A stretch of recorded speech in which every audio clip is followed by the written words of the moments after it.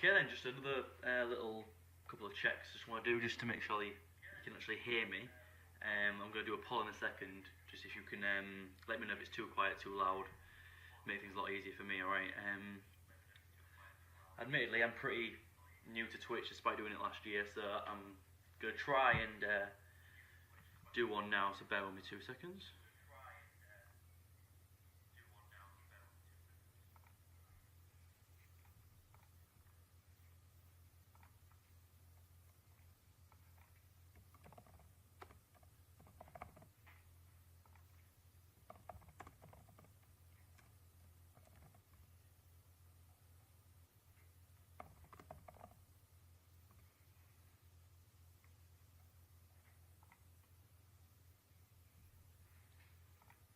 Now guys, I said not the best person at doing these different streams and whatnot, so just bear with me 2 seconds, but I have put one through.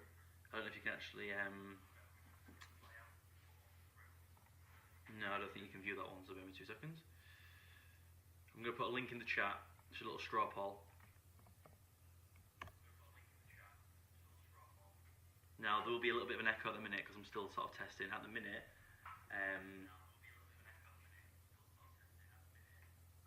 But that's just because I'm also recording the stream, as I'll explain in a minute. So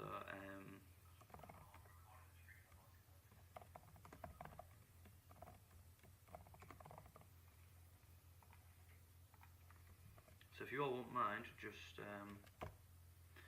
clicking that link please, and just give me a bit of feedback on whether or not you can hear me or not, basically. So if I'm too loud, too quiet, or if it's fine, thank you.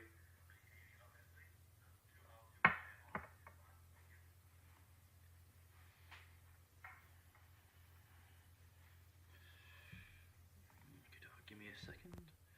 I've got two microphones here. One's my built-in to my laptop, which one is it's a fantastic microphone, but you can hear my typing a lot more, so I'm a bit concerned about that. But is that any better, or is that too quiet as well?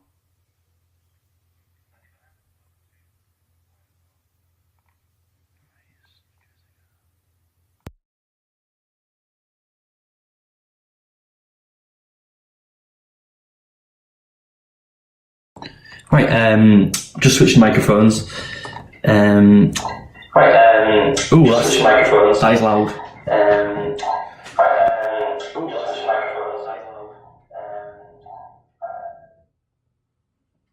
Okay, I think that's a bit better in regards to noise level. Now there still might be a little bit of echo, and that's purely because I just want to make sure that I can actually hear what I'm saying on the stream. So just give me 2 seconds just to double check some settings.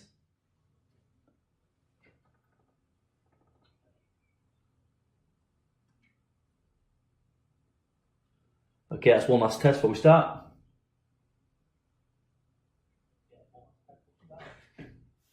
Alright, I think we're good. Right, so I'm presuming these new settings are fine and we can actually start doing some stuff. Okay, so as I said, firstly, apologise for my accent. Secondly, I apologise if I make any mistakes or stammer or anything daft like that. Like I said, I've not done too many of these before. One, in fact, last year, the day before the Component 2 exam, and this one's for Component 1. So, sticking to the stream rules then. So, as you can read on the screen, or you should be able to read in a second, there's about a 4-second delay. So, if I do decide to put the chat on later, or if I do have anything that I decide to put on, like poll or anything like that, there will be a slight delay. So I apologize about that. So as I said, this is my free time. I mean, you know, most people will be out on a Friday night doing something a bit cooler than this, but I'm doing this. So I do expect that if I do decide to put the chat open, or if I do decide to do anything like that, you know, you respect me, you respect others in the stream. If someone asks a question, it's not a stupid question. The reason, you know, I'm doing this is to help you, because the end of the day, exams on Monday. Same time, I'm not here to get any abuse, so I don't want to see you swearing anything horrible. As I've said, it's my time. If I put a poll and I'm asking a serious question, you know, actually answer it seriously. I'm not putting it on because I want to laugh. I'm going to be asking things like, what do you want me to cover? I'm going to ask, what do you want me to do next? Things like that, which obviously is helpful for you. As I said, no swearing, abuse, or silliness. You know, as most people know me, I'm up for a laugh, but at the same time as well, this is being recorded. I want to use this to help my students, to help other students. So if you're just going to be stupid, then, you know, you're just going to make it not really worthwhile. I'll just end it there. And actually try. I mean, I know my class that you've got a copy of the exam, so it'd be a good idea for you to actually go along with that. Some people might have already created their answers and filled out the full exam. I know some people have done this one before, but at the end of the day, I'm going to go through each answer. I'm going to talk about it. So if you want to join in, you can. If you just want to sit and listen, that's absolutely fine. Okay. Now I don't think there's tons more to talk about, so I'll just go on to the next slide. So the whole plan is for the first 10 minutes, obviously, I just want to go through the rules and whatnot, and then the next thing I want to do is I want to run through this 2018 mock, and then so that's still about 8:30. Oops, might have skipped across. That was a good one. Okay, I should move then. So that's 7:10. So in a few minutes until 8:30. I want to run through that. Hopefully it'll be faster than that, but I'm going to be explaining each of the answers as I go along. We've then got the a shortened down revision session. I don't know if I'm going to get it all done in an hour. I'm going to try my best, and then at last half an hour. Last time we went through a bunch of different questions and whatnot. But we'll see how it goes along. So that's for any of the business. So I'll just wait till 10 past before we start, purely just to see if anybody else joins. Then we've got 10 people, and I'm viewing as 2 people, so that's 8 people watching, 9 people watching. So we'll just see if it gets a bit more active before we start.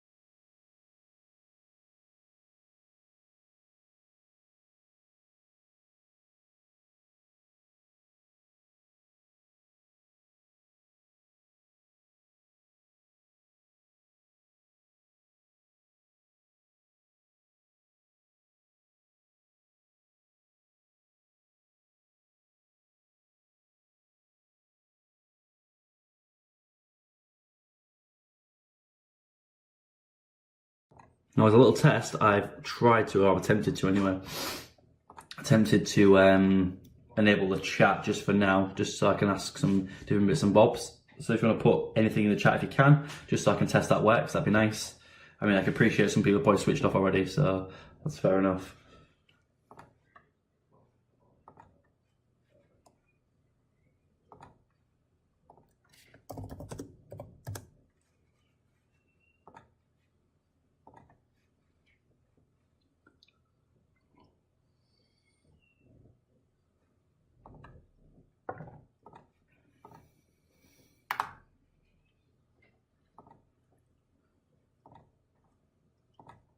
Right, so the component 1 exam, so that's the theory exam, not the Greenfoot one, not the Python one. It's the one with all like the hardware, software, things like that. So that's the one you've got on Monday, there, so 13th of May. Now that's responsive in the chat, so the chat is open there. As soon as I see anything, I've got 2 screens on. As soon as I see something I don't like, I'm just going to disable it again, okay? But I'll put it on there so you can ask questions as I go along. And again, if any problems like volume and whatnot arise, then obviously please bring that up.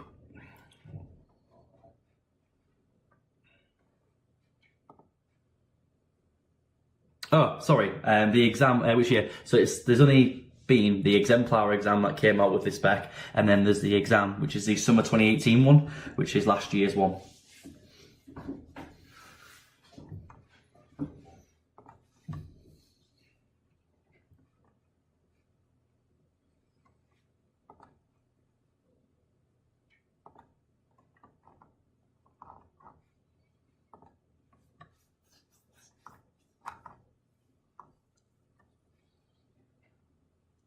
Just bear with me 2 seconds. I have been not being weird, and I think I'm just getting something set up on my end. Okay, so right, it's 10 past then, so I will get rid of this PowerPoint. And we'll start. So give me 2 seconds just to get this the exam loaded up.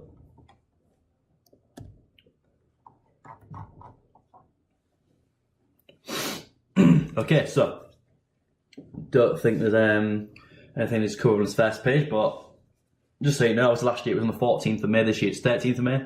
The exams are 9 o'clock, so make sure you get to work and that's for me. You get to school on time. Now, I know for our school, I'll be there from 7:30, maybe 1:45, depends what time I get up. Yeah, I'd say 1:45, 10:45, just to be a bit safe for me. And then, yeah, I'll be there answering any questions, anything like that. Making sure that I'm there to answer anything. Make sure you get a good breakfast. A nice sleep night before. So that's quite smart for you to do. Right, so as you see, it's 100 marks. It does tell you the breakdown for each section, so you see there. Now there might be some problems with this exam, because what I've done I've read your question, Bailey. Give me 2 seconds.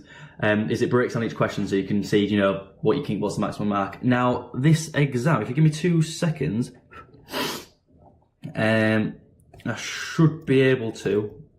I'll try to do it as I'm talking.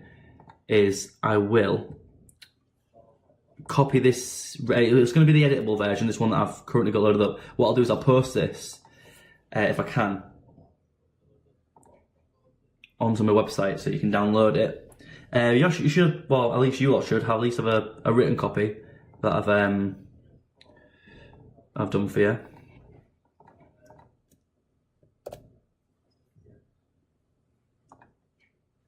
But I will just very quickly see if I can copy. I knew it was something I forgot to do. I was meant to do this earlier on. Okay.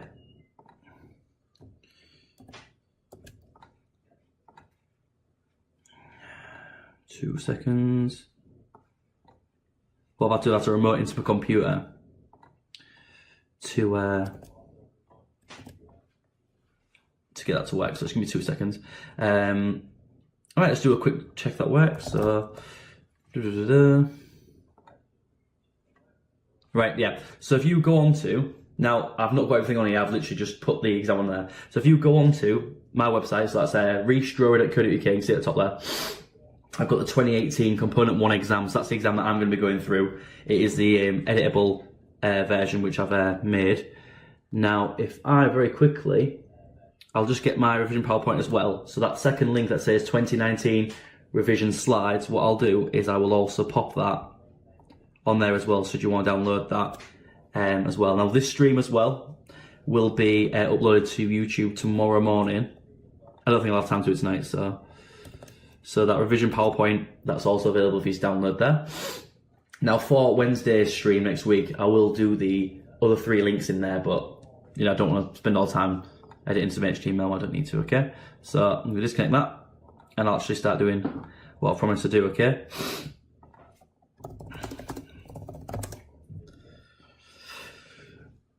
Alright, so let's get back on track then. So yeah, so 100 marks, you can't use a calculator in this exam, so please don't bring one in, you can't use it. Just say the use of calculators there is not permitted, and you just say questions 1, 2, 3 and 6 will require you to draw knowledge from multiple areas of your course of study. I mean, you know, obviously, do you know what I mean? It's going to cost the entire course, the entire 3 years or 2 years you've been doing this. That's what we're testing, okay? So we start off with a bit of a weird one, actually. Usually it seems to be halfway through the exam to sort of put these questions in. And what I've got is sound and graphics can be stored by computer systems. Now, I apologise in advance for this question because I can't tick those boxes, but that's down to the converting a PDF to a Word document. So it says tick the boxes to show below to show whether the statements about sound sampling are true or false. So we've got natural sound is in digital form. This is sampled and converted into analog form to be stored by computer systems. A sound sample rate of 16 kilohertz means the wave is sampled 160,000 times a second, and the lower sampling rate, the better quality. Now, I'm hoping this is quite an easy one because every single answer to that question is false. So natural sound is in analog form, not digital form. I mean, digital computers, you should be able to get the connection there. A sample rate of 16 kilohertz. Well, it's similar to like your megabytes, gigabytes, and things like that. So it's 16,000 or 160,000 times a second. And the lower sampling rate, you should know if it's lower, then it's going to be a worse quality. So you imagine sample is like almost like a print screen. Imagine if you was pressing the print screen button loads of times watching a film. It's not going to be. It's going to be like a really slow frame rate, as it were. So if you keep print screen, you get 50 print screens in a second, then it's going to be quite a choppy. You're not going to be able to see the full video. Same with sound. If you do fewer samples, it just means there's going to be less going on, so you're not going to hear as much. Okay. So that's that one there. So it's false, false, false. I'm not going to do it because, as you see here, it doesn't let me type. But if I just put X in there, and that'll do. So next question is state what is meant by metadata and give an example of metadata stored in graphics files. So when I was at university, that was the first question they actually taught us was, right, you need to be able to answer this question, what is metadata? And if you go to the University of Hull, I guarantee it's the first question every single paper. So metadata is just data about data. Now, if we go to the mark scheme for this one, it says that a set of data that describes and gives them information about other data. So as I've said, it's data about data. So when it comes to a graphic file, we're talking things like, the metadata could be when it was created. It could be the geotag or the location. It could be the size, the dimensions, bit depth. Any extra information about the file is metadata, okay? Now, next question. We've got Kevin has compressed the sound file to reduce its size using lossy compression. He then converted the resulting file to a lossless file format to improve its quality. Explain the disadvantage. So for this question, what it's saying is use lossy compression. So you should know that lossy compression is where you remove data. Can it be resolution? I mean, if you go to like the properties in a file, like if I got a picture up, some of the metadata would be the resolution. And when you right-click properties, it would be. But I mean, for this answer specifically, it doesn't say it in the answer, but it says any other reasonable example of metadata, that'd be fine. So resolution, I think, is absolutely fine. It's data about the image. As far as we know, the actual data itself is the image, it's the pixels, it's the picture. The resolution obviously states the quality kind of thing. So I'd definitely say it's metadata, yeah. Yeah, so lossy compression. You've deleted some data, and he's gone, oh, right, the Kevin, who he is, has then decided to go, all right, I'm going to put it to lossless because I want to improve the quality. I just realised I was supposed to write these answers down. So I'll try and be better, so give me a second. So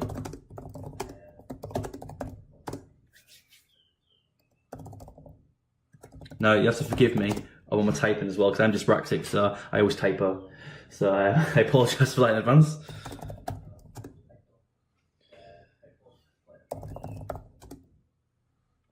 Yeah, one thing I actually did notice in the mark scheme, actually, Cobson, is that it says dimensions, and of course that's a resolution, so yeah, that was a daft answer for me. Of course it's the right answer.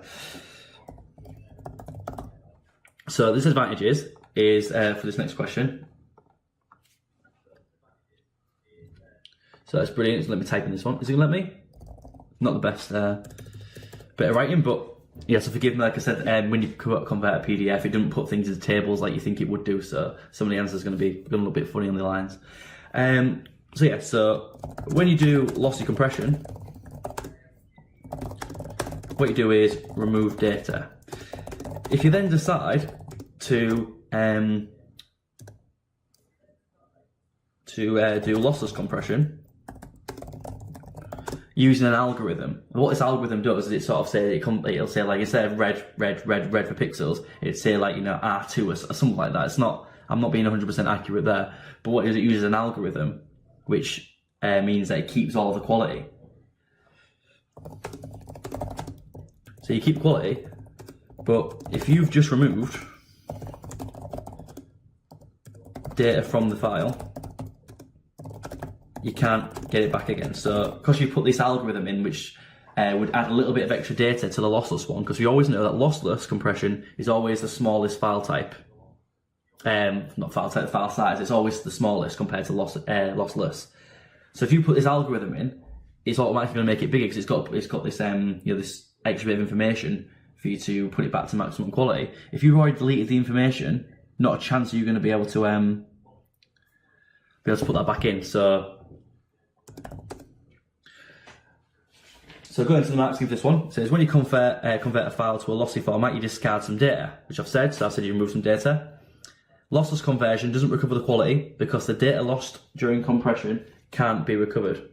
So again, I've written you can't get it back again. That's the same thing. So the new lossless file would actually be bigger than the lossy file, okay? So the idea is you delete some data, you then put it through this algorithm, it actually makes it bigger than it was when you did the lossless. So at the end of the day, you don't do that, that's stupid. And also, again, if you think I've not explained something correctly, or you think, oh, you've not really explained it very well, by all means, just give us a shout in there and I'll change it, right? So, next one, it says a simple bitmap. Can you see the screen all right, by the way? It's not too blurry or anything. Do you want me to zoom in or anything? I was all right. It says a simple bitmap graphic has the following characteristics. We've got 8 color bit depth and it's 10 by 300 pixels. Calculate the file size of this graphic in kilobytes. Is it gonna let me go in there? So pretty easy, really. It's 8-bit color depth, which for this question, to be fair, doesn't actually matter to you a lot. So what you do for this one, you should do 10 times 300 equals 3000, and then to convert to kilobytes, you should do 3000 divided by 1000 equals 3 kilobytes. Okay, so it's really important that you're looking at what it actually says. It says in kilobytes, which means you have to divide it there. Okay. So yeah, so the 8-bit color depth, what it means is it's 1 bit per pixel. Not 1 bit, sorry, 1 byte, sorry, per pixel. So because you're in kilobytes, that's why we don't have to do any more conversions, because it's 1 byte per pixel, so 1 byte per dot on the screen. So there's that one is 3 kilobytes. Again, showing you working out the way it breaks it down is doing this part here, 1 mark, 2 mark, 3 mark, okay? Now, it's just divided by 1000. You can divide it by 1024 if you're clever, but you've not got a calculator, and that's a lot more effort. So what's the point? But you could have put 2.9 kilobytes because you divided by 1024, but you don't have to do that.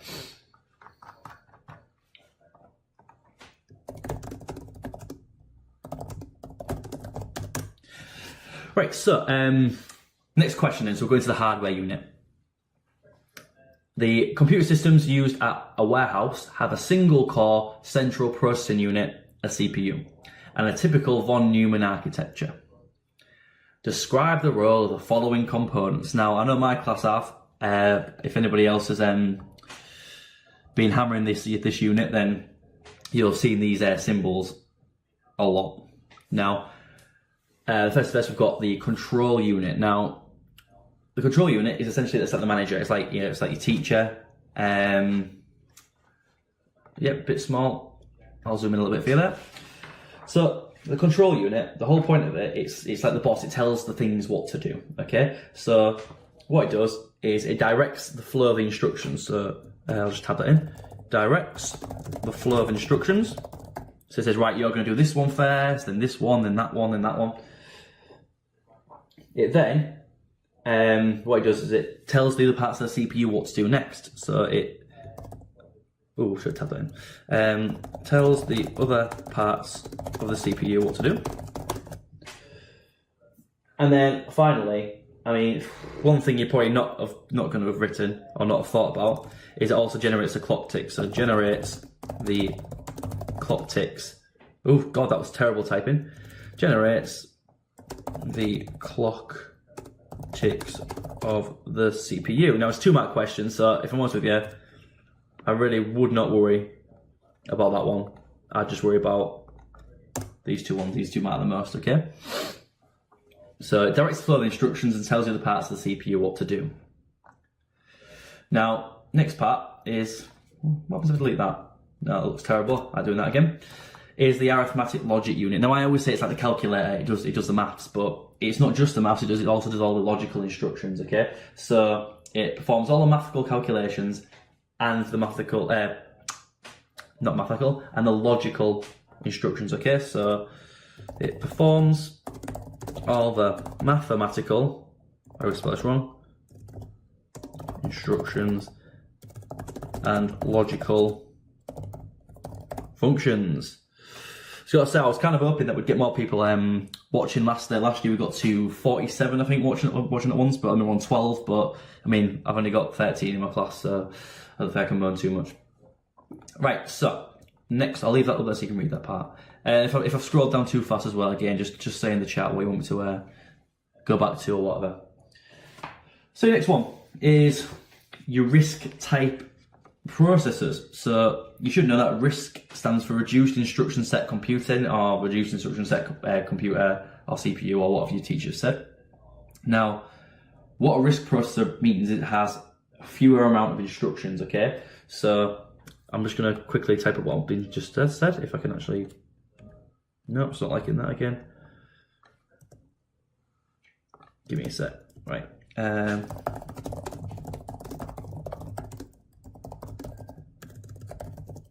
There we go. So it stands for Reduced Instruction Set Computer. And what it means is it processes a limited amount of instructions. It says it processes a small amount or a limited amount of instructions, okay? So it does a couple of instructions compared to a CISC one, which is complex, and it does a lot more instructions, okay? So, well, the good thing about this, so the benefits of a Risc processor, is that it means it uses less power, requires less cooling.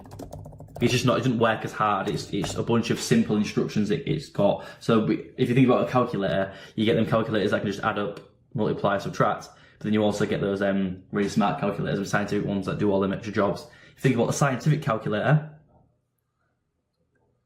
yeah, I can barely work in 1 second. So it's like, imagine you've got a scientific calculator for your CISC processor. It can do a lot more stuff, a lot more clever, but it costs a bit more, and yeah, it works harder, so it requires more power, and it needs to be cooled better. And the Risc one is like your basic calculator that can obviously do simple instructions, but it's cheaper and a bit better. Now I'm scrolling up there just for control unit, just for Bailey. So just give us a second for that one. So there you go. So it directs the flow of instructions, tells you the parts of the CPU what to do, and if you want to write about the clock ticks, you can, but it's really not a massive deal.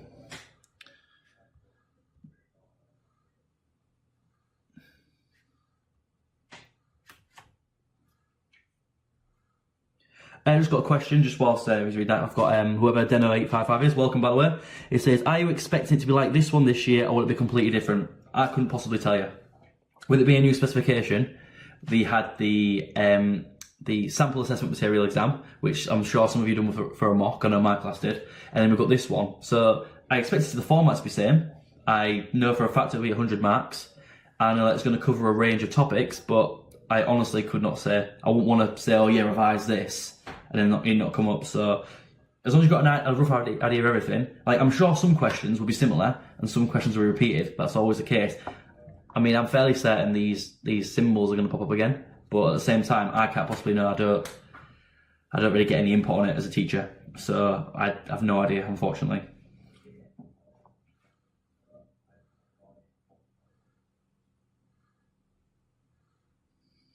Okay, so moving on. So it says, explain how main memory is used during the fetch, decode, execute cycle.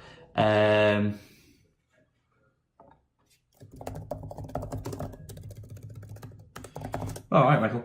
Right, so it says, explain how main memory is used during the fetch, decode, execute cycle. Okay, so main memory is not your hard drive. Some people still seem to think it, but it's not. It's it's RAM, okay? It's specifically RAM. Sorry, I paused and I was got a text on my phone. So, how is main memory used during the fetch, decode, execute cycle? Now, you should know that RAM stores current running programs and their data. So, you know that, or you should know, that the CPU does a thing called the fetch, decode, execute cycle, right? So, the fetch phase of the fetch, decode, execute cycle is where it fetches the instruction from RAM. So, what you should be writing is that current running programs are stored in RAM, the instructions are fetched, and then after it's been processed, it goes back into the main memory essentially. So give me a second to write it down. So RAM stores current running programs and their data. When the CPU fetches, it retrieves data from the RAM. After processing, it is then put back into RAM. Okay, that's that.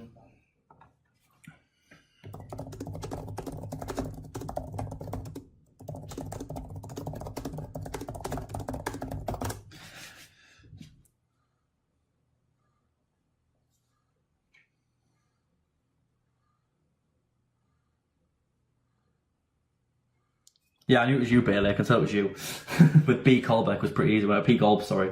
Right, so anyway, I'll carry on. So, as I said, current running programs and their data, and it retrieves back from the RAM. I mean, those who, I mean, some of you are going to be actually quite alright with this, but as you can see here, I mean, this is my task manager. You can see OBS, because that's what I'm doing the stream off, and Google Chrome is using my memory. So, these are all the programs. I mean, I'm not on Skype, I don't know why Skype's on there. All of those are my processes, and you can see how much RAM it's being used. So you can see there that it stores my current running programs. Now, I would usually I'd close one to show you how it works, but if I close Chrome, I'm going to lose my stream, and if I close OBS, I'm going to lose all my recordings as well. So I won't do that. All right. So next one. Now, I'm hoping that if you get these questions, that I'm really hoping that they're pretty easy for you to do. But you know, you've got two CPUs that you've got to compare now. Well, to be fair, Jacob, I wasn't sure if he's going to do it or not, so I'm pretty happy you're on, to be fair, mate. It means you're doing the right thing. So it says, the computer systems used at the warehouse are starting to run slowly when searching for items in stock. The warehouse is considering replacing the CPUs in their computer systems with either of the following. CPU 1, which is a 3 GHz processor, that's a clock speed. So that's how many fetch, decode, execute cycles per second it does. A quad-core CPU, so it's got 4 cores, so it can do 4 instructions simultaneously. And it's got a 4 MB cache. CPU 2 has got a 4 GHz clock speed, it's dual core, and it's got an 8 MB cache, okay? So this one, it's not necessarily telling you which one's better, which one's worse. It's, sorry, I'm just reading what the chat says.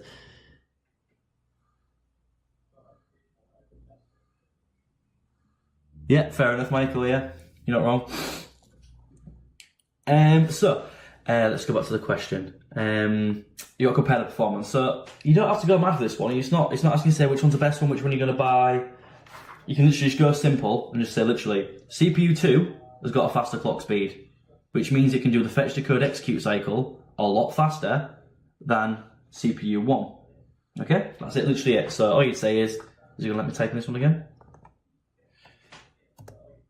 Right, so CPU 2 has a higher, can't even spell, higher clock speed than CPU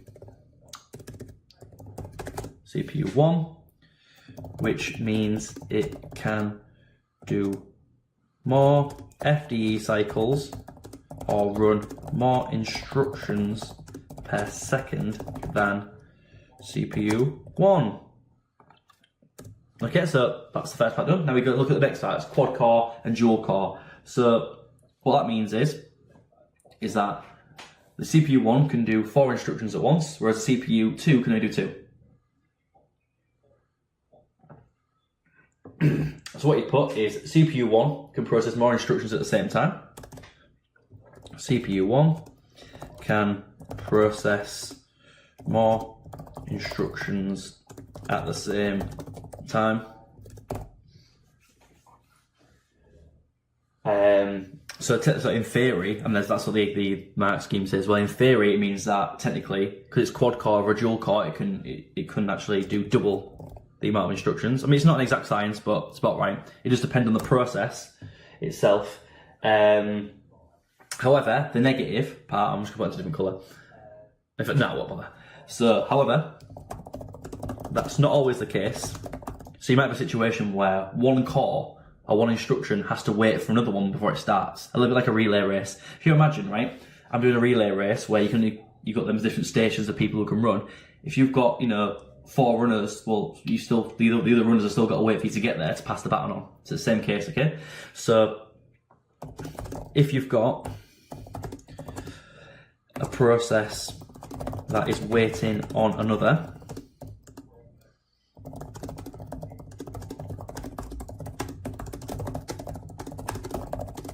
so if it's waiting on another process, it might be just as slow as a dual core or the single core processor. So far, we've got 2 marks for the clock speed and 2 marks for the cores.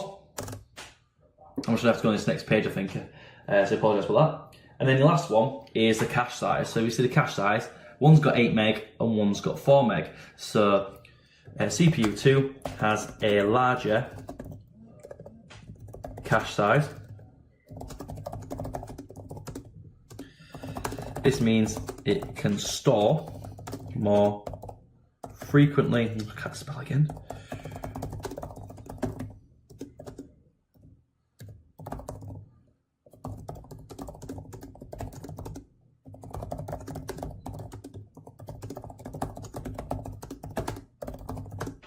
Okay, so it'll store more instructions that are repeatedly used, so it'll have a higher hit rate, which means it'll load it faster essentially, and it'll increase the performance. Okay, so your cache, in case you don't know, is a little bit like when I always say I've got my stack of books on my desk. So what I could do is I could go to my filing cabinet and take one book at a time and put it on my desk, mark it, put it back. I then might go and get another book, and another book, and another book. Well, it'd be faster if I just took the whole stack of books, put it on my desk, marked them all, then put them back in the filing cabinet when I was done. That's a lot smarter. It's a lot more efficient. It makes it run faster. Okay. So let's just scroll on to the next question. Okay. So we're going back to this warehouse situation. Do you need me to leave that up, by the way? You all alright? Do you want me to scroll up or am I moving on? Just type something in chat if you want me to move back up, okay? So the next part.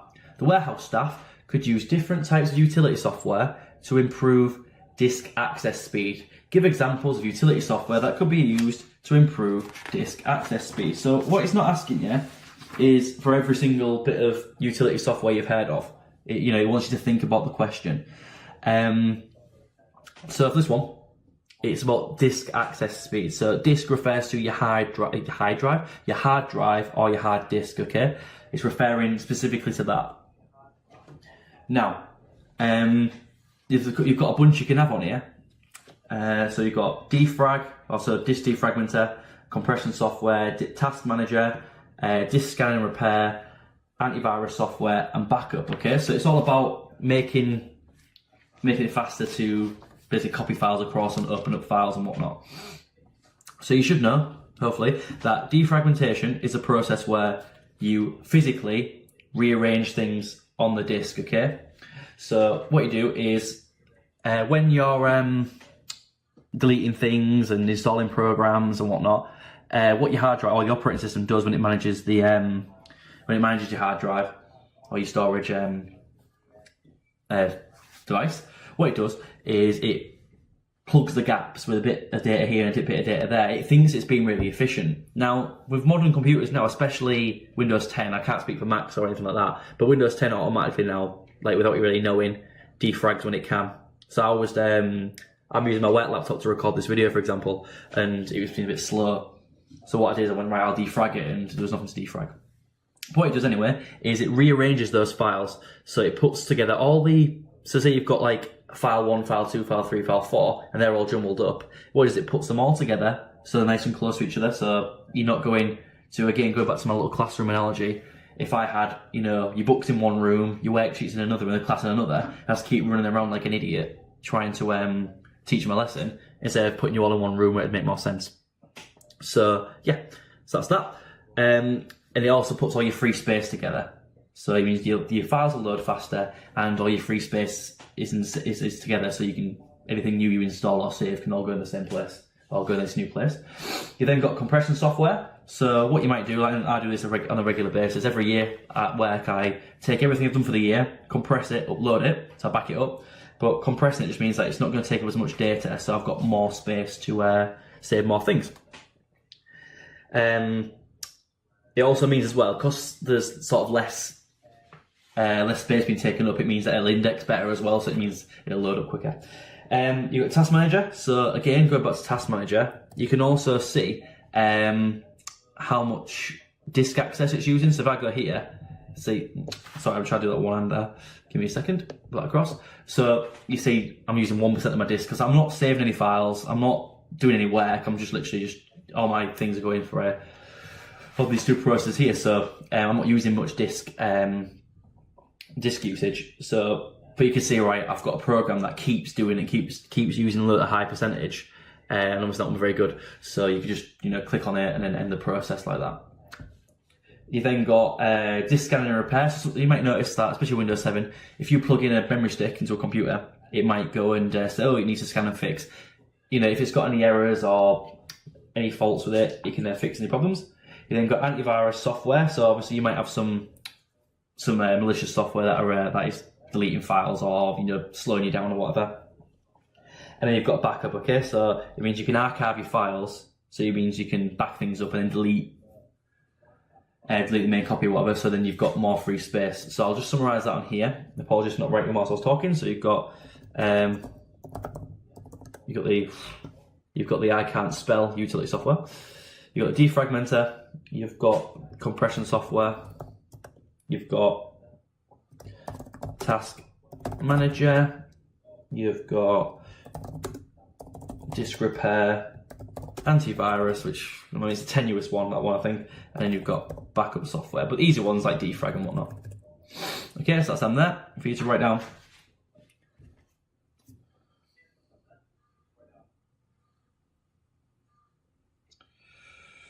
So let's go on to the next one then. So again, as well, if I've said something too fast or you want me to explain, please just put it in the chat. Yeah, I'm not going to be annoyed if you stop me in flow or something, okay?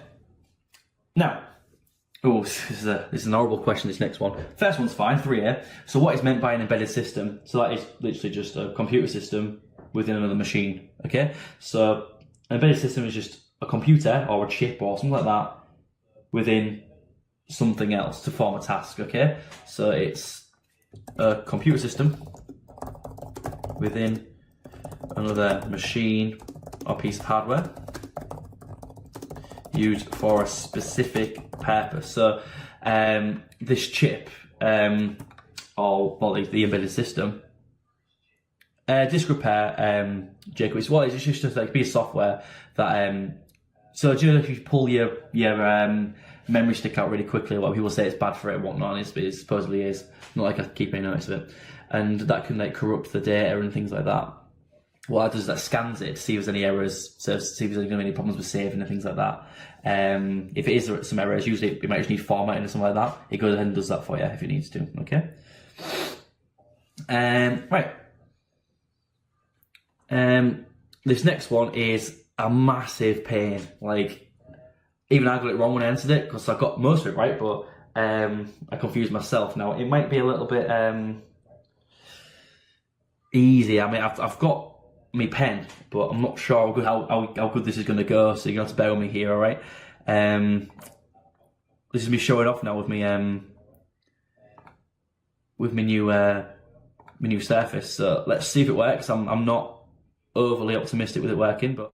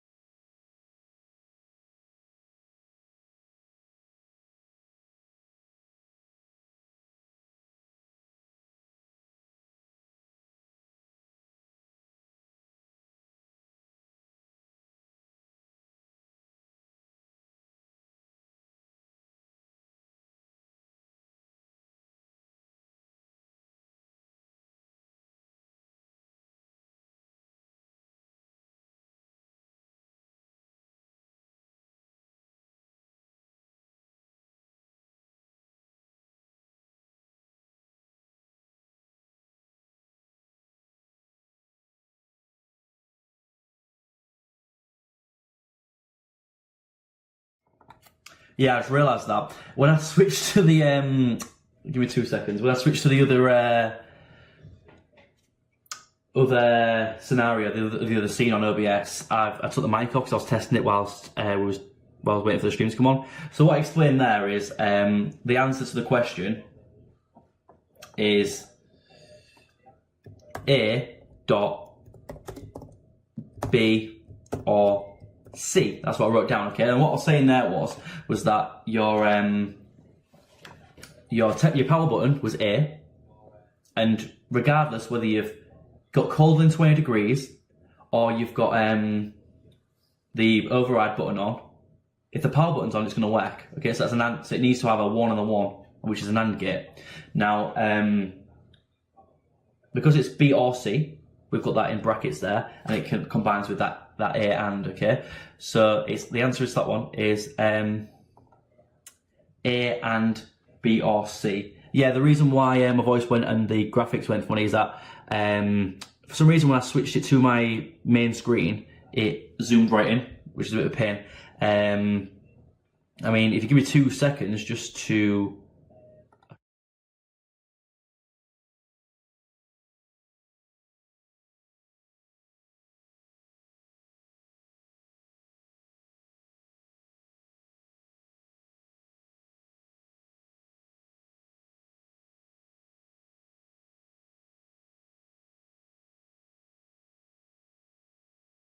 that on, it means you can hear me now on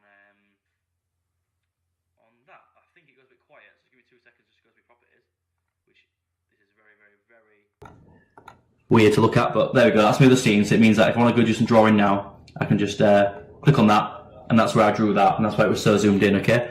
But I'll scrap that now, and I might use that later if I need to, so let's just switch to the screen. So sorry for the inception there. Yeah, it went quiet because there was my old microphone setting, okay? A bit loud? Okay, I'll stand down. Right, so moving on after that mess up.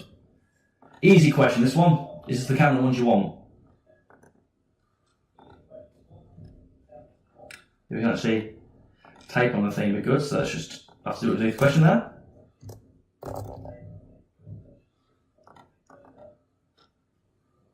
Is it going to let me?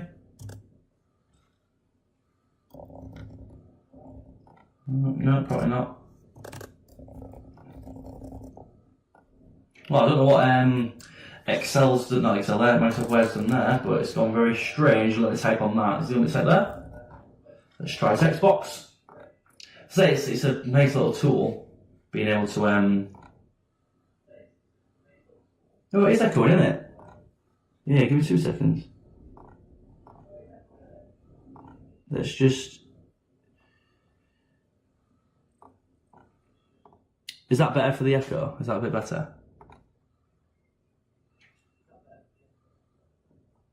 I did dead, Jacob, that one there. That A and B or C, that's the answer to the question. The logic statement is that.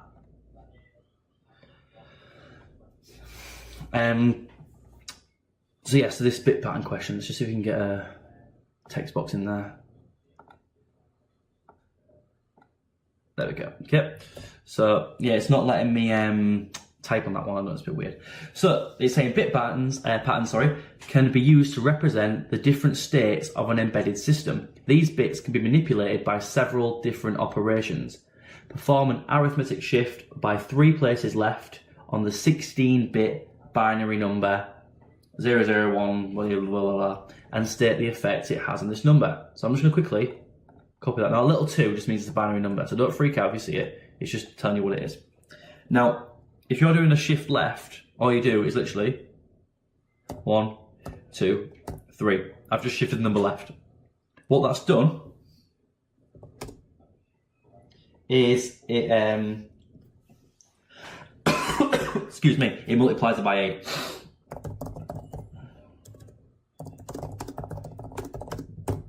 So you had 3 zeros there, and that multiplies that number by 8. Okay, it's because you know you've got your columns when I teach you binary. So you've got 128, 64, 32, 16, 8, 4, 2, 1. So if you go 1, 2, 3 shifts, you are timesing by 8, okay? And that's what that means. So that number would be 8 times bigger. Just remember, if you're shifting left, you're adding zeros.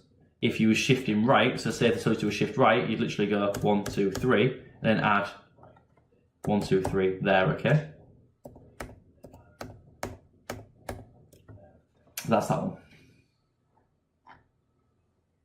Right, another very easy question going to networking now. So it says tick the boxes to identify the protocol used to send email messages to an email server. Now, if you know your names of your protocols, it's pretty easy. We'll start at the bottom, top rather. Simple mail transfer protocol, file transfer protocol, post office protocol, and IMAP is, I've forgotten that. Sorry, read the question there. Do you not take the first zeros off? I wouldn't. I mean, it does say you want 16 bits, going back to that one. So it probably makes more sense to do that, because the zeros, it wouldn't actually affect the number, so you could do. So yeah, I'd say if it's zeros there, if it's 3 first zeros, you can delete them. If there's numbers in there, I'd play it safe and I wouldn't delete them if it's got a 1 in there, okay? Going back to the protocols, your answer is that one there, SMTP, because it's mail transfer protocol. These two are about getting messages, receiving your emails. This one is about sending files. That's about sending mail emails, okay? Describe the role of the Ethernet protocol, okay? So, describing this without a big mouthful is a bit annoying, but essentially, it's about the communications at the physical layer. So it's the rules for communication. Oh God, that's terrible typing. Communication at the Ethernet layer. That's referring to the TCP/IP 5-layer model.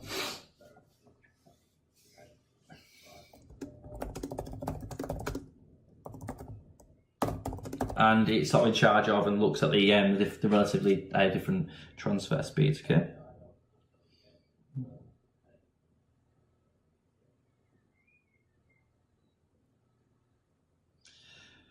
Okay, right, next question then.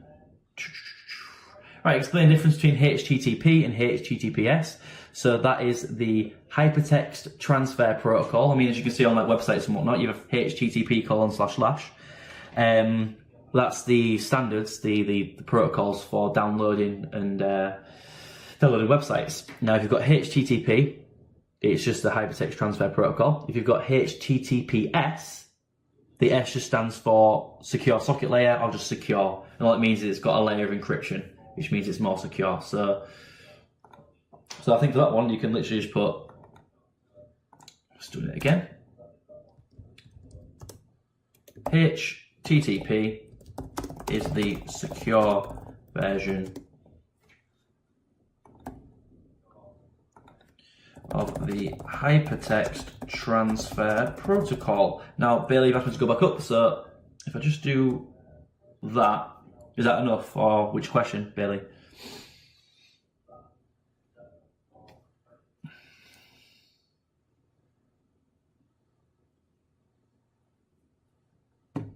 Is that back enough, or can we just go further, or what?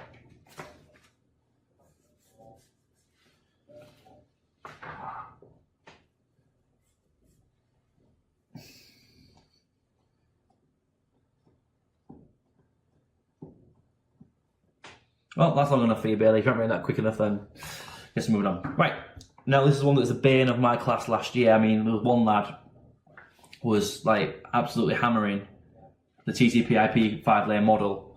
Absolutely hammering it, because he was just so worried about it coming up in the exam. Just give me a sec, getting a while. But I mean, he's quite lucky he did, because he came to me like the and he came to me and said, right, is it this order? And asked me the order and whatnot. And the answer came up, so And yeah, so he was quite lucky there. So 6 marks, that's two per layer. So you first got your physical layer. So you just put physical layer. It actually transmits the data, or the raw data. And it links with the hardware. So what I mean by that is it plugs into the hardware, such as routers and switches. You've then got the transport layer. What that does is it sort of establishes a connection, and then what it does is it's sort of in charge of making sure there's no errors in the data. Okay, so makes sure that there are no errors in the data, and it establishes the connection between nodes. Okay, and then you've got the application layer. The application layer is sort of the bit that you interface with. Okay, so it's the program itself. So it's like, try to make it sound in an easy way.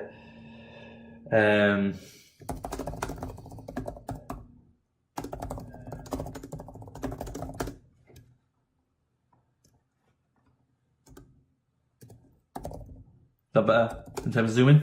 So it's the interface between the user and the software. An example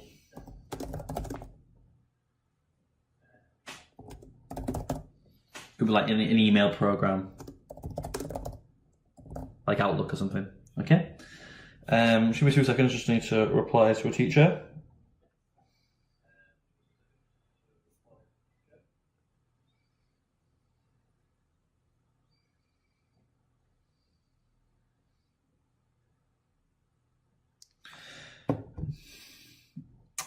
Do I think that they'll ask for the other layers instead of them 3 this year?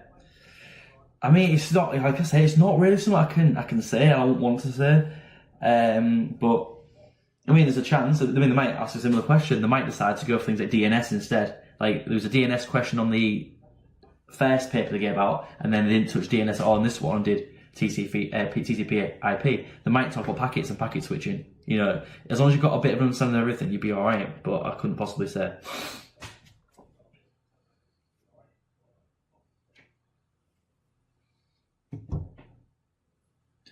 Like I said, I'm a bit used on that front because, like I said, I can't really say anything.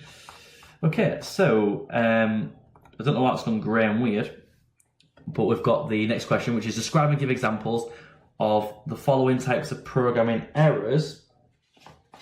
Now, there should be a picture, and I think it's not zoomed in there, but the examples of the programming errors I give you. Now, if I've got a chance there, so I'm just going to put a text box in again. Just give me a second. Okay, so the examples I give you are runtime, thinking,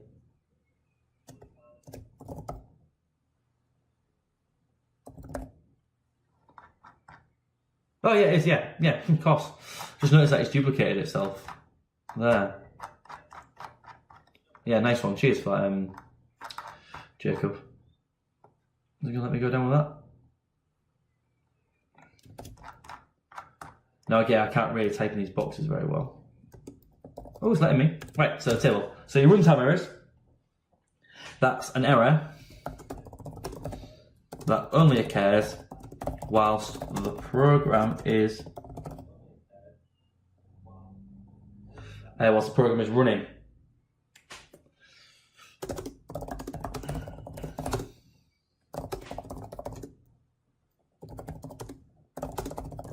So it only occurs while the program is running. This is difficult to detect until the program runs. So it might be a case of you've said, "Oh, right, it's going to be I'm going to get the 5th thing out of the list," and you've only populated with 4 things. It's going to freak out. Okay. It might be something as daft as there is no more memory available, so the program crashes. Trying to access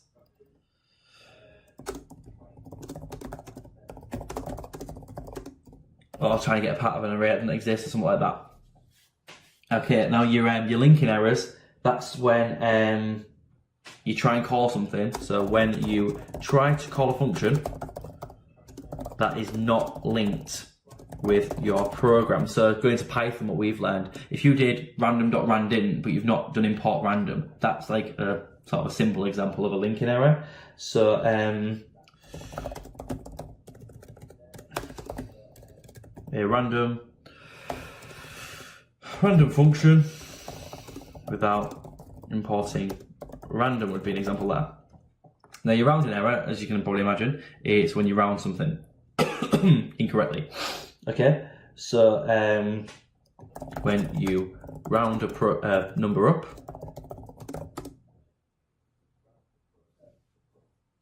which makes the data inaccurate.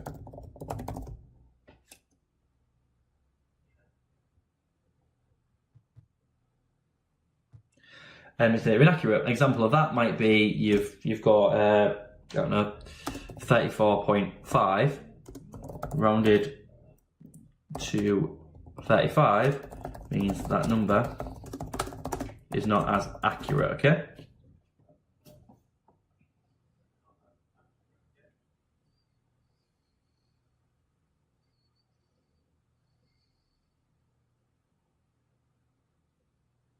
So I'll leave it on there for a little bit for you to have a little read, and I can explain that again if you need me to.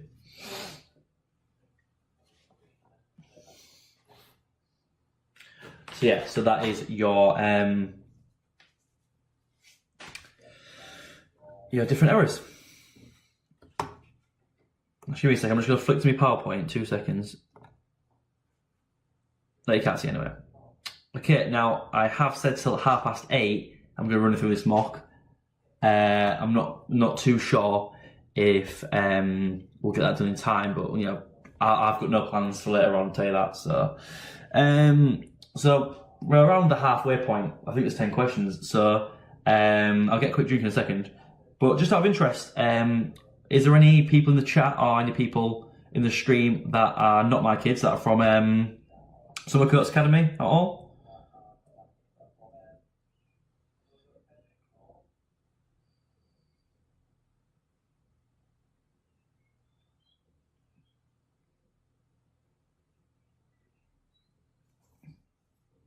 Goldington Academy, is that the one in Bedford? Is it?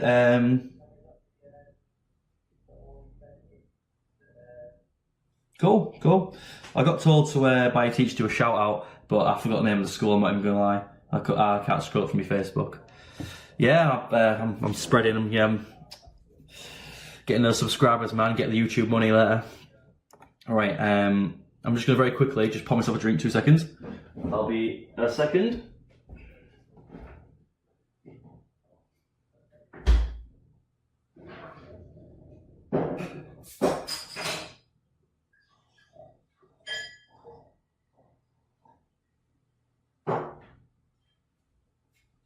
Right, and I'm back. Right, so next question. Different types of programming languages are used by programmers. Describe why high-level programming languages are preferred for many programming tasks. I mean, that's pretty simple, really. Because you're not going to write a program in assembly language, and you're not going to write a program in binary or machine code, because that'd be mental.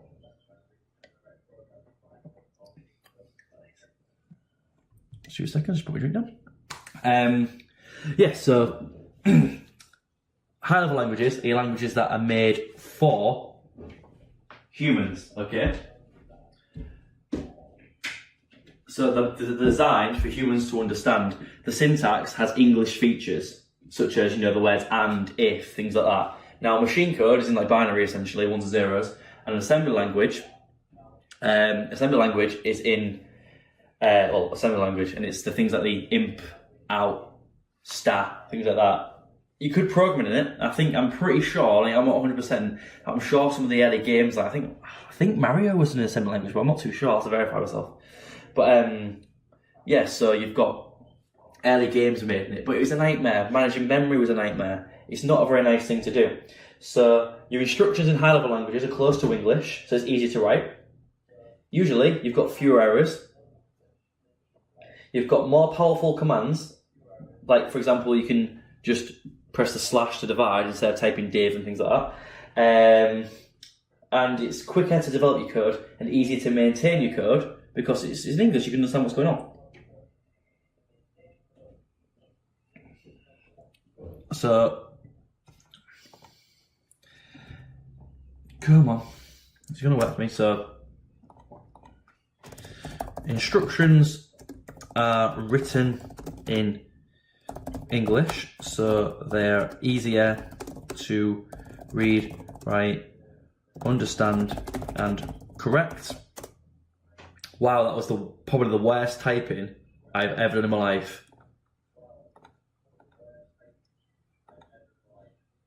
Wow, I'm actually a little bit embarrassed now, but it's okay, we'll carry on. So, which means it's easier and quicker to develop code. Okay, so that's your answer for that one. So marks-wise, I've only written 2 sentences, but the 1 mark is for saying they're close to English. 1 mark for it's easier to maintain code. For a 1 hour 45 test, it's really short. I don't think it's short. Wait, don't forget, I'm rinsing through his answers really quickly because I know the answers. Because 1, I've got a mark scheme in front of me, and 2, I've been doing this for 5 years. Plus my degree, so 8 years I've been doing computer science for. So, you know, it should be quite quick for me, shouldn't it? Yeah, for this question, well, you might want to also cover things like it's cross-platform. It's cross-platform, and usually you have fewer errors than assembly. Well, I'll put that level.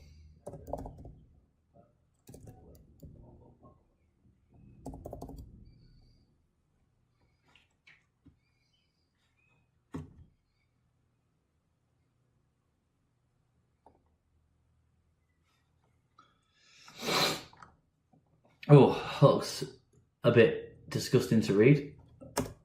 There we go. So, the next question.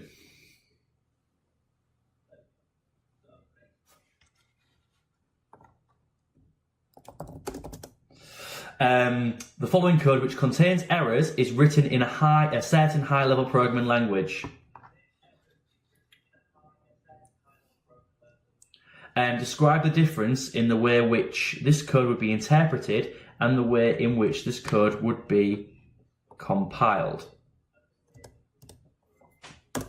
Okay, so you should know the difference between an interpreter and a compiler is that an interpreter would look at this program and it'd compile or translate, that line, then that line, then that line, and go through. Now, here there's a syntax error there. It should say for I equals 1 to 1,000. It'd stop there and say, right, you've got an error there. You need to correct it, carry on running, and then it'll carry on interpreting. Get to the next one and say, right, you've got another error here, you need to fix it, and it'll carry on. The compiler will take the whole thing, it'll go, right, I'll compile the whole thing, and at the end it'll just say, right, you've got an error on line 5, you've got an error on line 6, and yeah, that's what I do. So a compiler will translate all the code in one go and give you a list of all the errors. Now, the sort of bad thing about that is that the bad thing is that you basically get all your errors at once, so it's a bit more easy to handle. So you is that you get all your errors at once.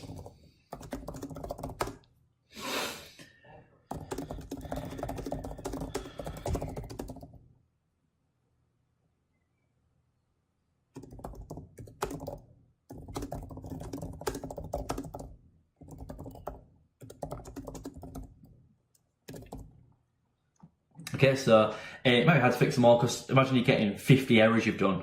You're like, oh god, for this one I fix that one breaks something else, and it'd be a nightmare. Whereas interpreter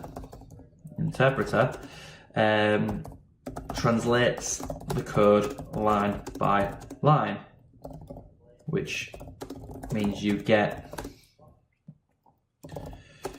your errors identified in like almost in stages, okay?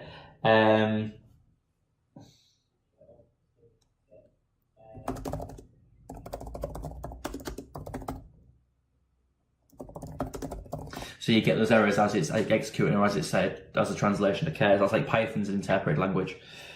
I mean, the bad thing, so interpreters are slower than compilers.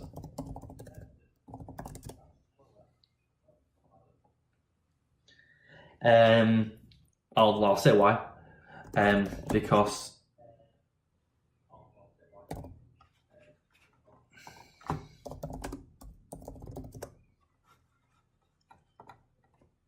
it's a terribly slower than compilers, because it essentially has to retranslate all the lines again when you redo it, because it is translating the same instructions over again.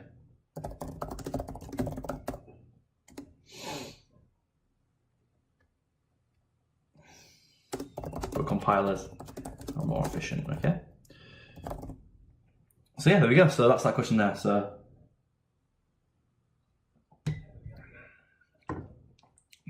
it'll translate all the code in one go. In the compiler and interpreter will do it line by line.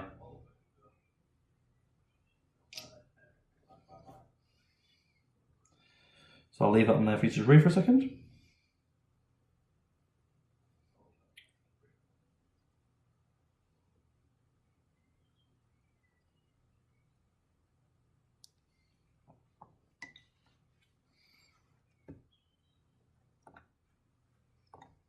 Alright, now this one. Oh, sorry, what I've done there, sorry, I apologise, is I've answered two questions in one.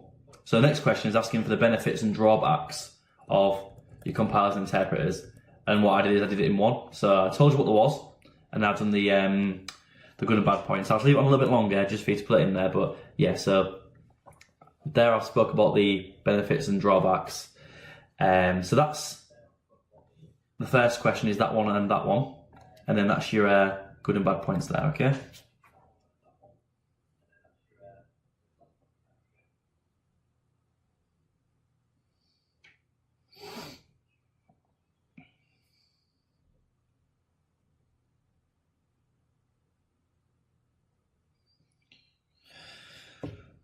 Right, next one then. So here it's showing you like essentially it's a table, but now for your specification you don't have to know about databases in SQL like OCR does.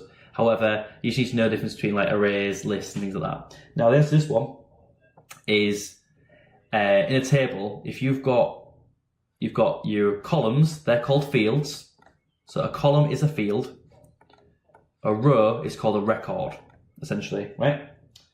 And records have different data types. So job titles, like you've got a string in there.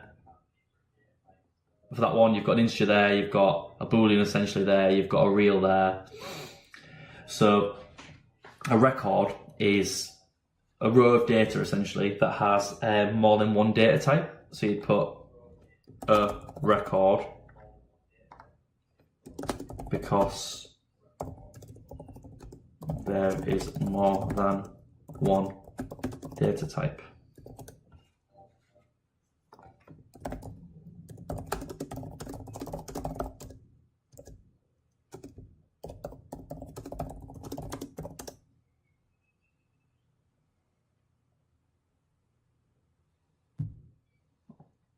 Right then, so it's a record because there's more than one data type.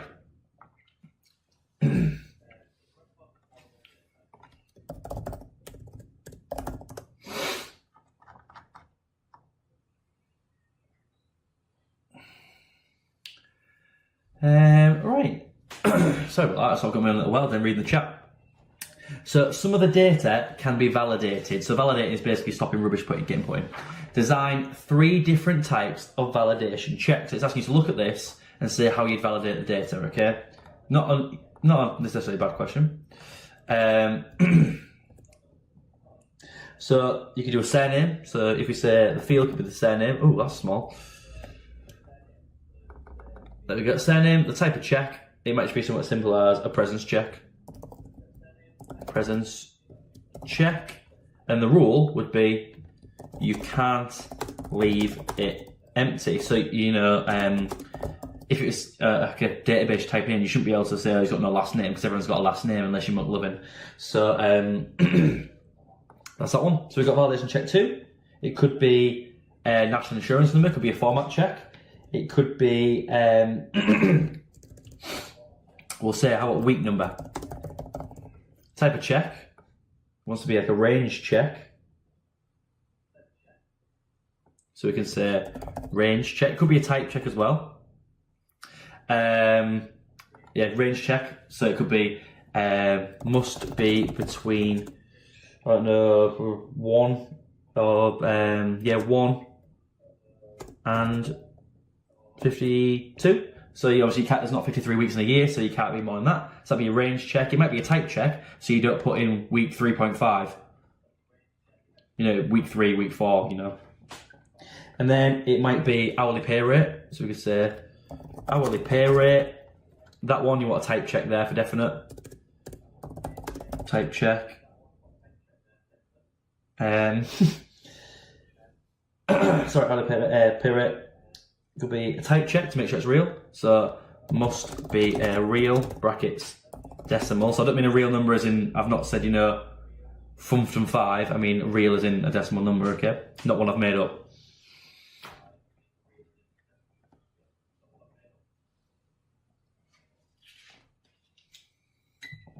Just to recap then, you're looking at these different fields and saying how you validate it. So you've got a presence check, you've got a format check or a length check, because the national insurance number has to have so many like numbers and letters and things in, and it has to be set aside.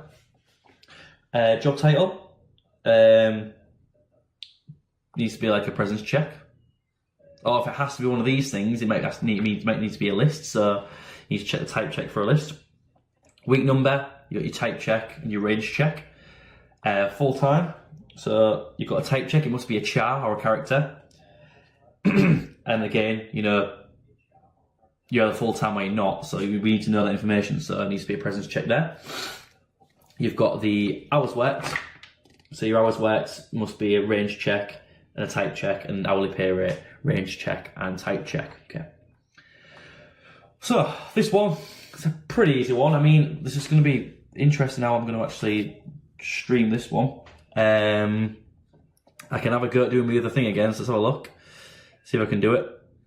And if I go to, it'll go quiet again for a second.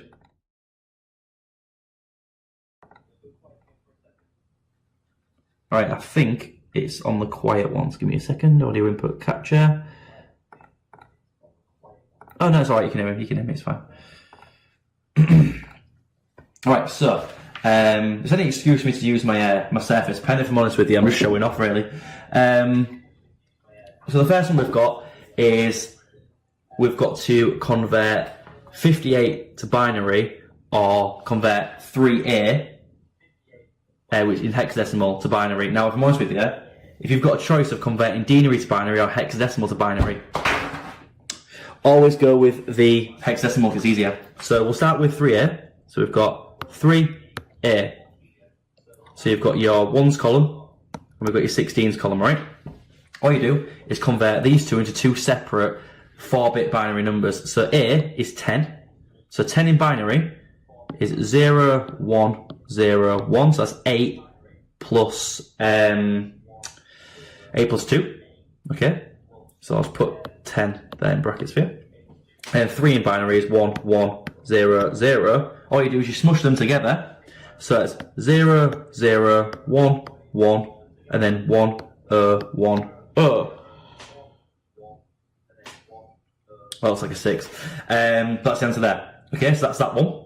So if I just quickly swap my C's again. So like I said, that one there, let's type in there, is 0, 0, 1, 1, 1, 0, 1, 0, and you can put a little 2 if you want, you don't have to, okay? But that's that. So that's that first one done, so we've got a mark there. Now, this one, if you've got a choice of converting hex to denary or binary denary, I'd always go with the binary denary because I find it personally easier.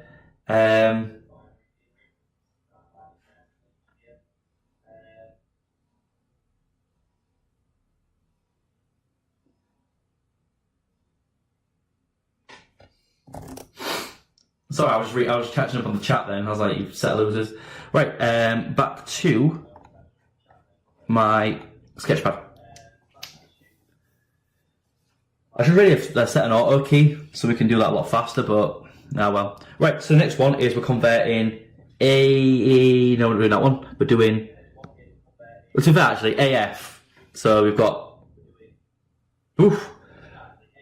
We're screaming black then, I absolutely pooed my pants then.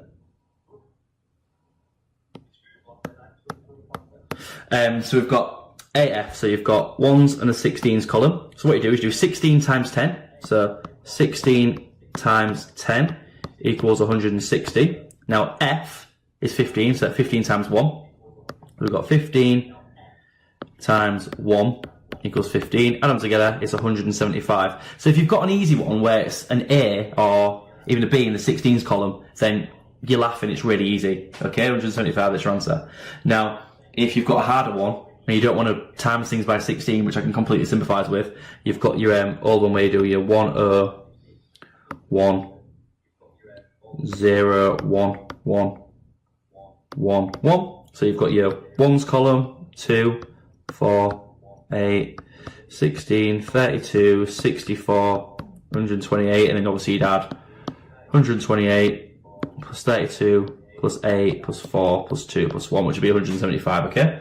So that's that one, so 175, remember that one? So I'll put it in the corner, I don't want to switch again and freak everyone's eyes out. So that's the question, the other one. Now your next one wants you to convert to hexadecimal. So that one, the number you've got in binary is 1, 1, 1, 1. 1, 1, 0, 1. So that's me just counting, make sure I've written 8 numbers, okay? So 1, 2, 3, 4, 1, 2, 3, 4, yeah, we're good. Now that one, converting that to hex is really easy. Put a line down the middle, convert that, so you've got 1 plus 4, which is 5, plus 8, so you've got 13, and then you've got 15. So 15 in hex is F, and 13 is D. So your answer there, put them two together, is F, D, okay? So let's put them answers in. We've got 175 there, and we've got FD. And that's the question, that's 3 marks, easy.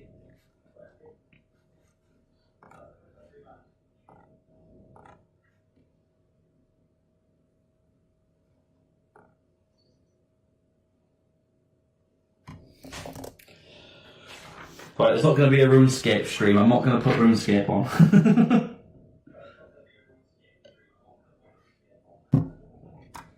It's when I switch these, when I switch between these, whatchamacallits, between the scenes on OBS, what it does is let me get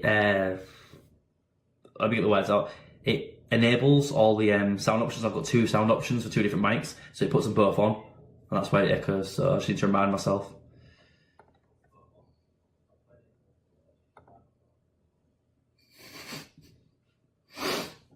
I'm not playing Fortnite either. Right, okay, so this one is your binary addition of 14 normal numbers and 67 using an 8-bit register. Okay, so what it wants you to do is convert your 67 to binary, 14 to binary, then add them up. Okay, so this one's going to be an interesting one to try and draw because I'm not doing too well so far, so let's have a go. So we're going to get the echo back. Oh, I've just pressed RuneScape. Oh, my life. That was unintentional. Let's get it off. Whew.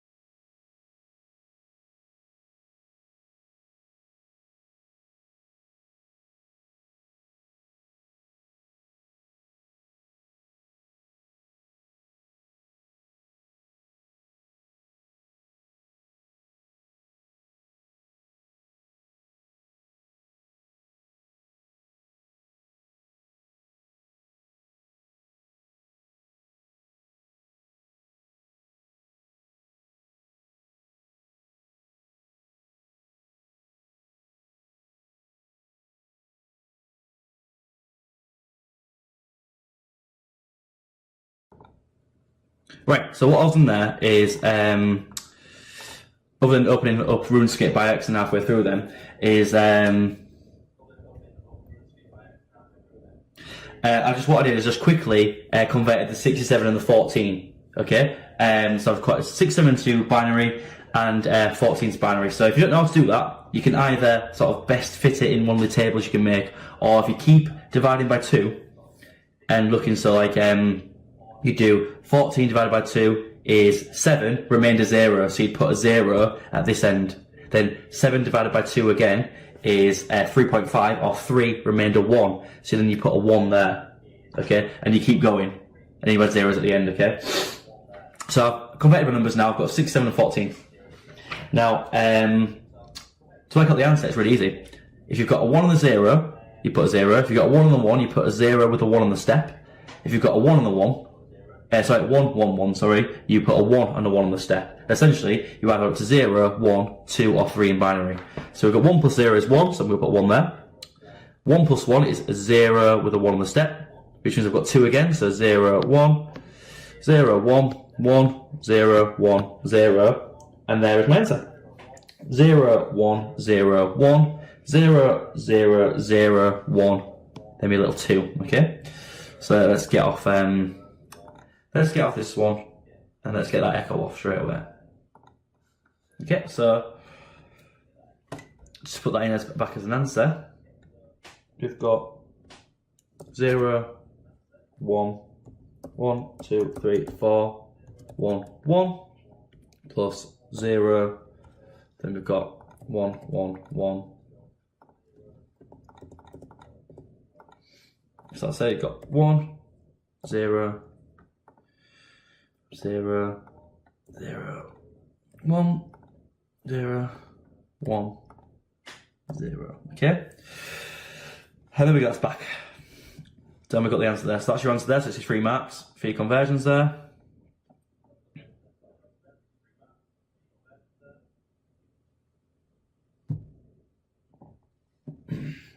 Yeah. Okay. We all up with that answer? Do you all get how I got to that answer, despite the few different errors, okay? Did we all get that?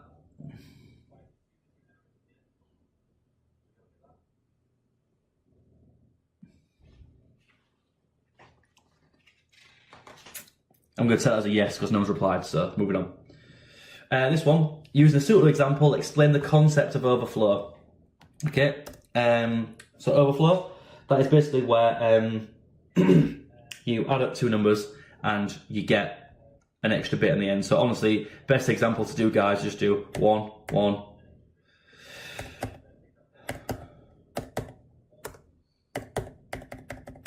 Bailey, what have I confused you about?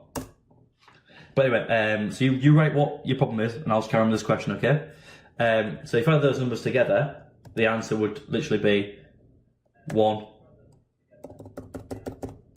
Okay, that'd be your answer. I mean, admittedly, it needs to be a little bit more to the, like that. I'll go for that again in a second then, Billy. It's that one there, that's an overflow because I've now got 9 bits. To describe it, all you say is carry over into 9 bits. The CPU detects the carry and sets the overflow flag to true, or says it's overflowed basically. So the CPU goes, oh, it's 9 bits, shouldn't be 9 bits, and basically as a hissy fit, it does it off. Now, going back to that question there, which part didn't you get? Was it the 67 conversion, the 14 conversion, or me adding them up?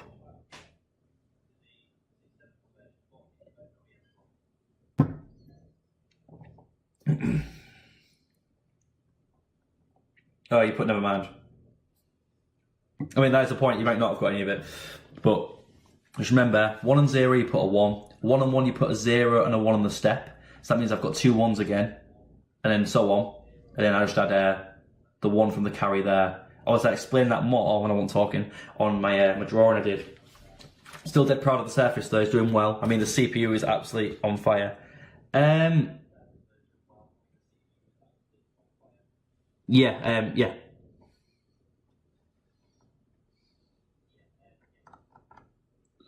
I mean, I'm still trying to figure out Snake Sniper. Who you actually are. You said Scott. I thought he was a different Scott, so I've confused myself now. Anyway, truth tables. Well, I don't know why I like them, but I do. This one is remembering those and or not. So, okay, so your plus is an or, your dot is an and, okay?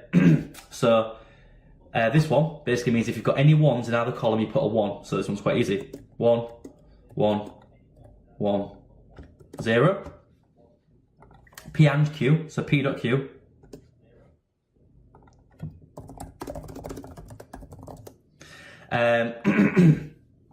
So P and Q is both of them have to be 1. So you've got 1, 0, 0, 0, and then you can't see on this one.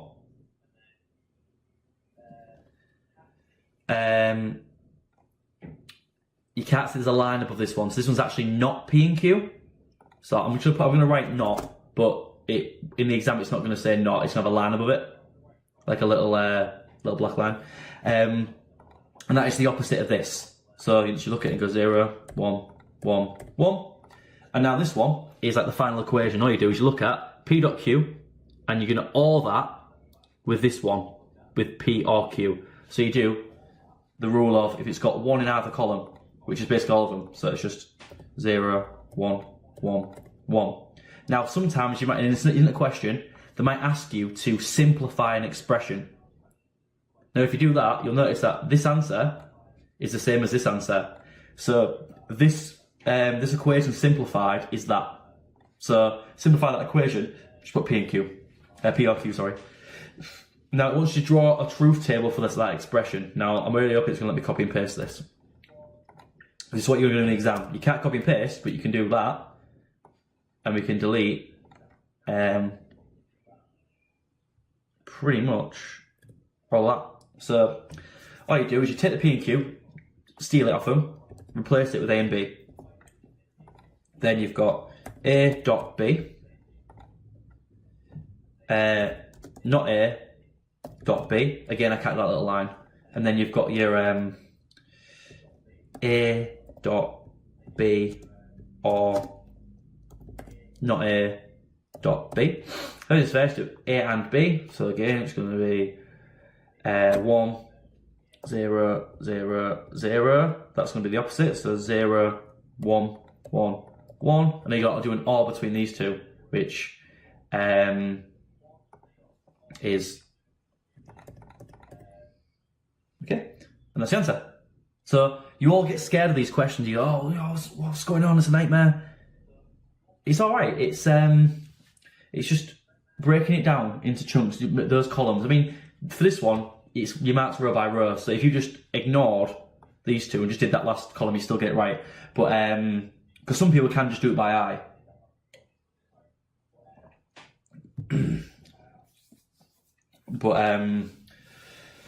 But yeah, so just breaking it down, just remembering that and means 1 and 1 equals 1, and or just means 1 or 1 equals 1. Okay?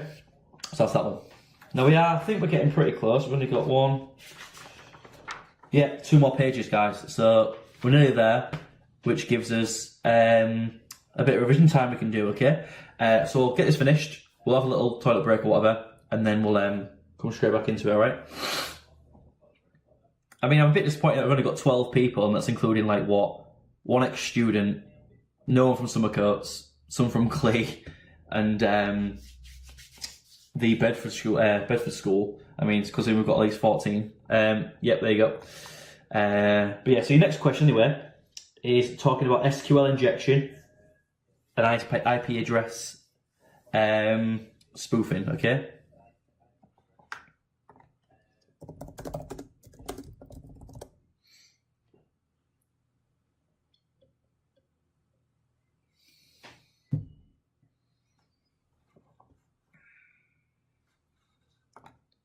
Right, so SQL injection or SQL injection. What it is, it's basically where you input malicious or bad SQL commands into essentially poorly coded websites.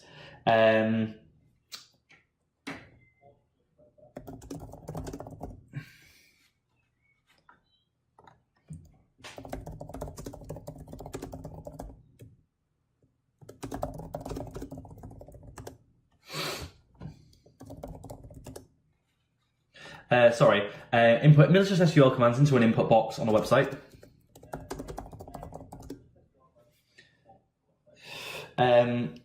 What that does is these injected bits of code basically change or mess with tables in the database.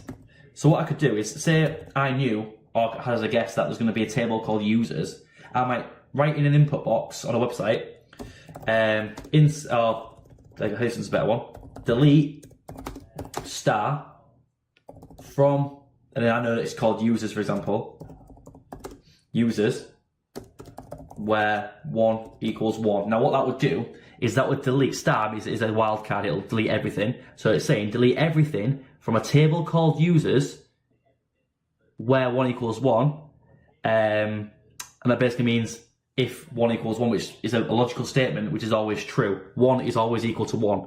So it's basically saying delete star from users if something's true, and 1 equals 1 is always true. So that'll go into the table and delete everything. Okay, and that's SQL injection. I'll just zoom out a tiny bit just so you can read that whilst I do the next one. So IP address spoofing is where you change the IP address of a legit host. So when you type in a URL, you go to a spoofed or a dodgy, essentially.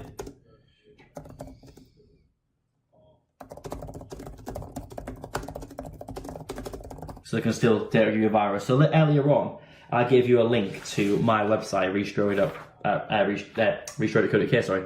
Now that website, what someone could do is they could basically change the IP address so it goes to their website, and they could basically I've seen to you download all these Word documents, real smart idea. Exactly. But my website gave you a virus. Yeah, well that's what I could do. I could have said, right, yeah, you've got a virus now. Purely because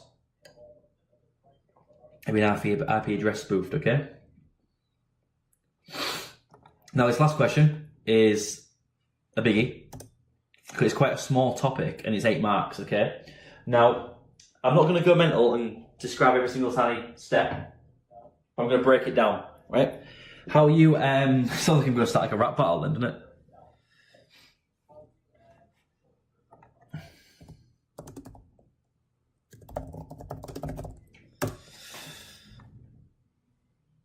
So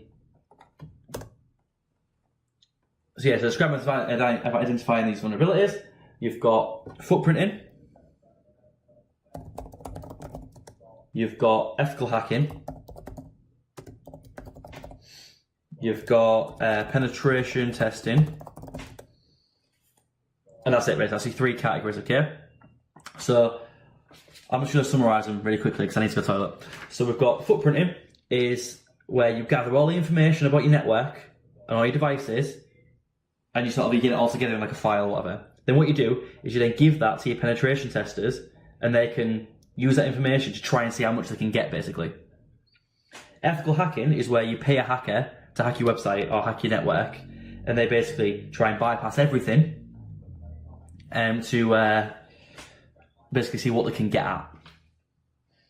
Then what they do is they give you like a form back saying, right, we found this, and this that's wrong with your site or whatever. This is how you should fix it. Okay. So the way they can do that is by targeted testing. So they'll say, right, it's the same if it was doing this between you and me now. I say, right, I've got this server. It's called this name. You can do this, that, the other. I want you to try and attack it, and we'll work together. That's targeted testing. You've then got external testing, where I might just say, here's my website, restore.co.uk, off you go, and see how you get it from the outside without any information. You've then got internal testing. That's where, like, say, like for example, you know I'm leaving this year. If I really didn't like my boss, what I might do is go, you know what, I hate you all. I'm going to go delete everything out the faculty drives, delete everything off all databases, and be nasty, basically. Internal testing is checking basically to see if someone who's been annoyed or being a bit peed off, what damage they can cause. And then you've got blind testing. And what blind testing is where you just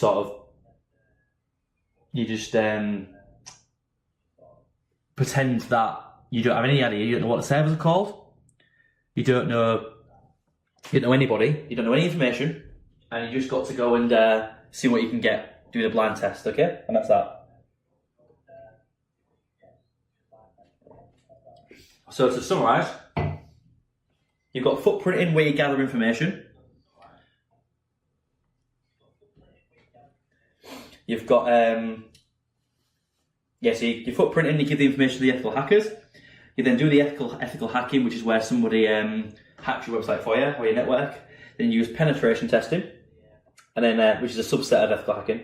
And then you do targeted testing, external testing, internal testing, and blind testing, okay?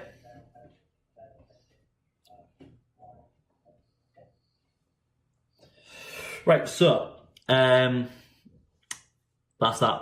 Now, what I'm going to do is just, I need to go, 1, get something to eat, and 2, something to drink. So it's 8:45, we've still got an hour and 15 minutes left. So what I'm going to do is I'm going to put the PowerPoint back on, turn the mic off, pause the stream for a bit. I'm going to go like grab something to eat or whatever. I'll be back in like 5 minutes, something like that. Okay, so I'm just going to turn my mic off, stick my PowerPoint back on. I'll be back shortly.